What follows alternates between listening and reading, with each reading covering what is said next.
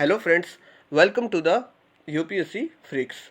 In today's class, we will be discussing a very important burning topic which was in the news recently. Sachin Pilot, along with his 18 MLAs, was served disqualification notice by the Rajasthan Assembly Speaker CP Joshi. This notice was served to Sachin Pilot for not attending or for skipping Congress Legislative Party meeting. Why has Speaker taken such a action? The Speaker has taken such action based on a disqualification petition filed by Chief Whip of Congress Party Mr. Mahesh Joshi.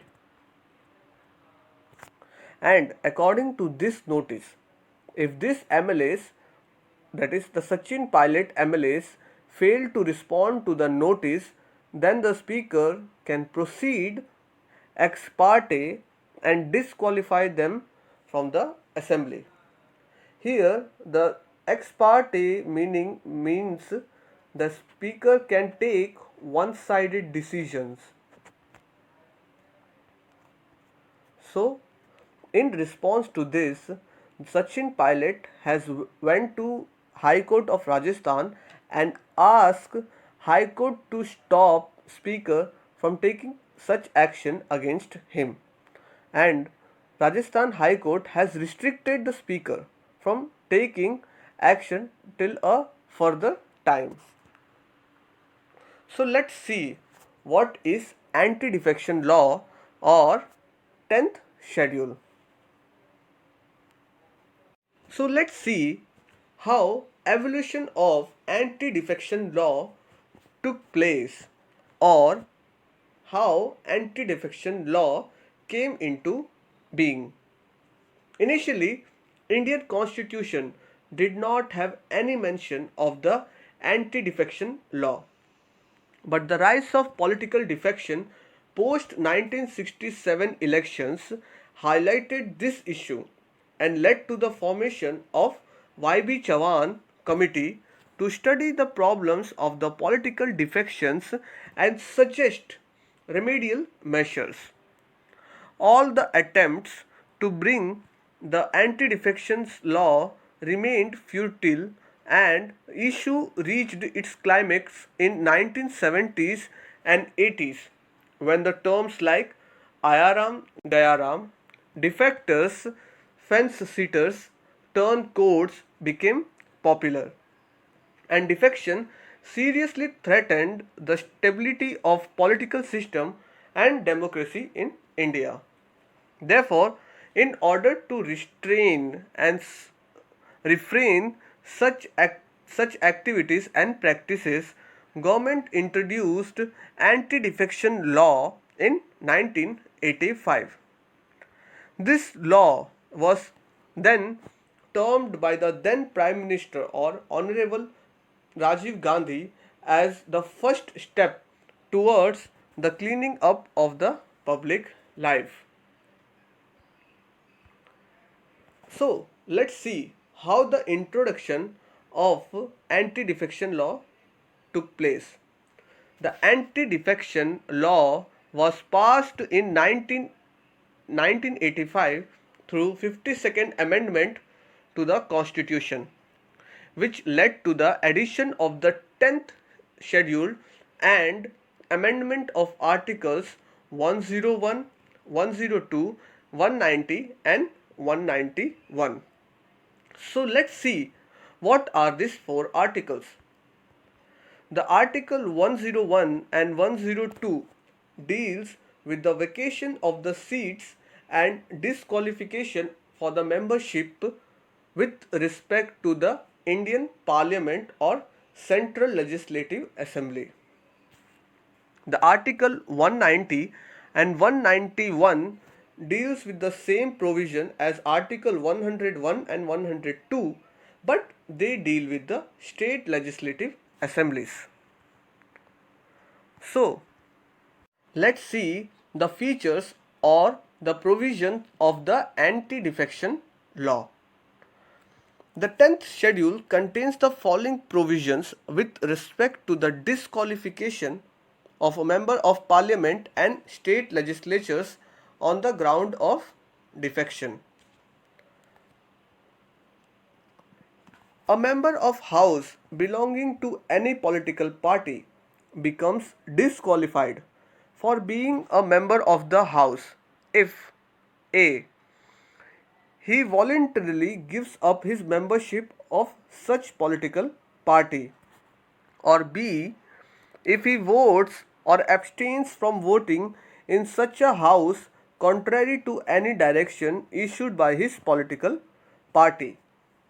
This is the case of Mr. Sachin Pilot, as he has not attended Congress meeting and he has gone against the chief whip officer of the Congress.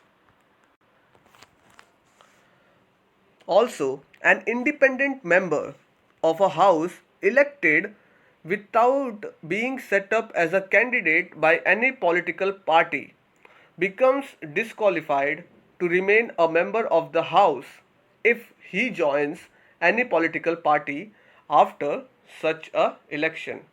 That means a candidate or an independent member, if he is elected, then he cannot join any political party after elections. Also, a nominated member of a house becomes disqualified for being a member of the house if he joins a political party after the expiry of the 6 months from the date on which he has taken the seat in the house.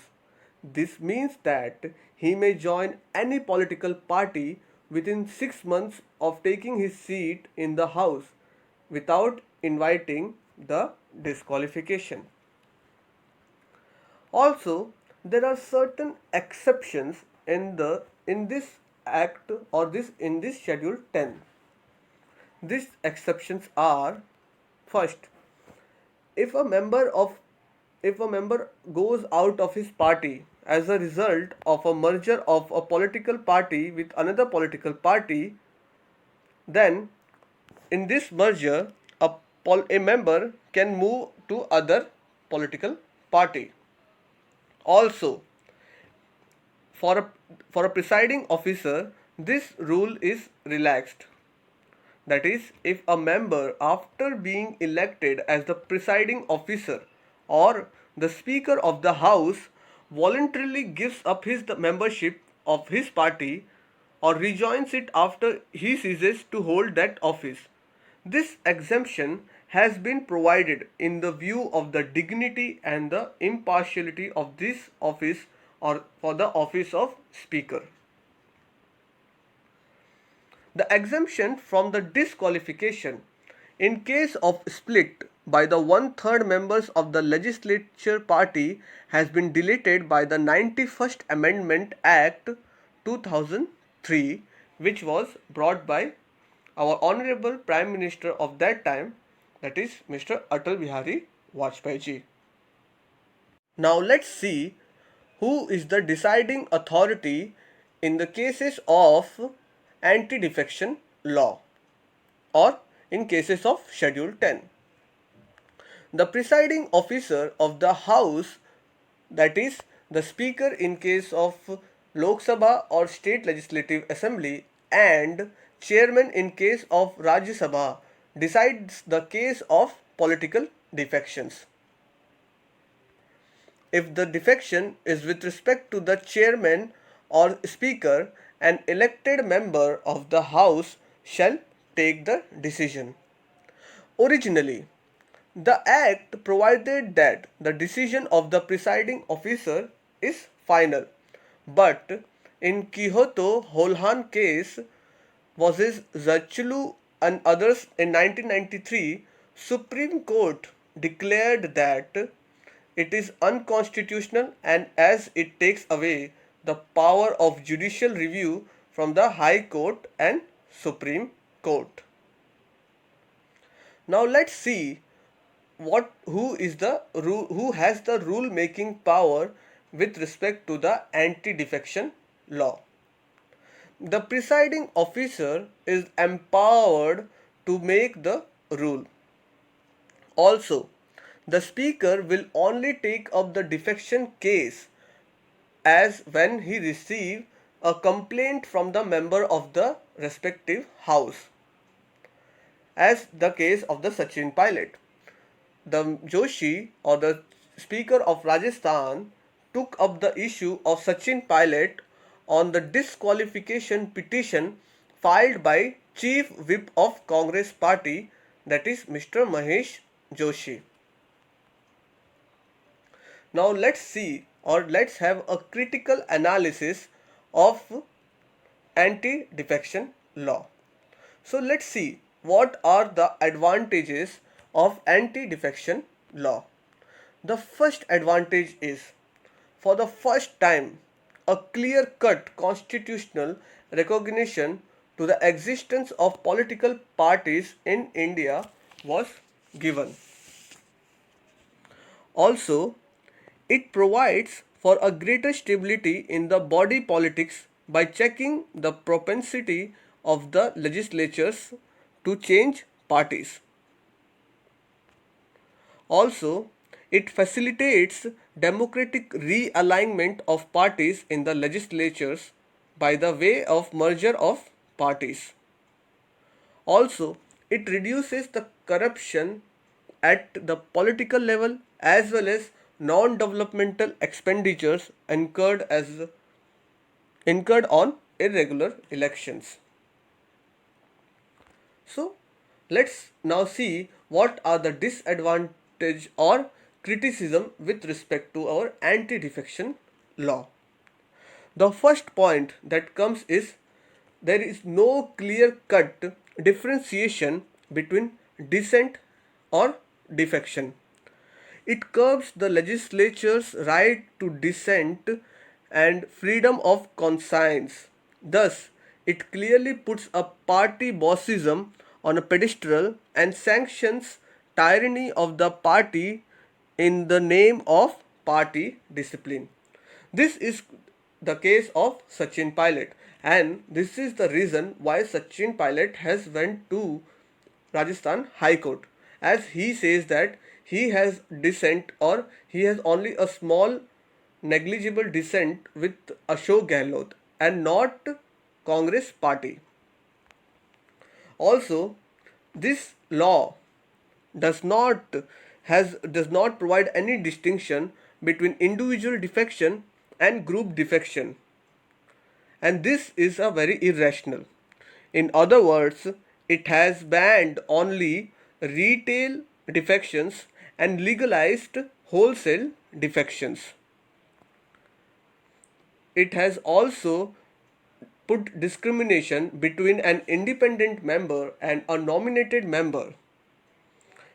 If the former joins a party, he is disqualified, while the latter is like the nominated member is allowed to join a political party. Also, the decision making authority of presiding officer is criticized on two grounds. Firstly, he may not exercise this authority in an impartial and objective manner due to political exigency. Secondly, he lacks the legal knowledges and experience to educate upon the cases.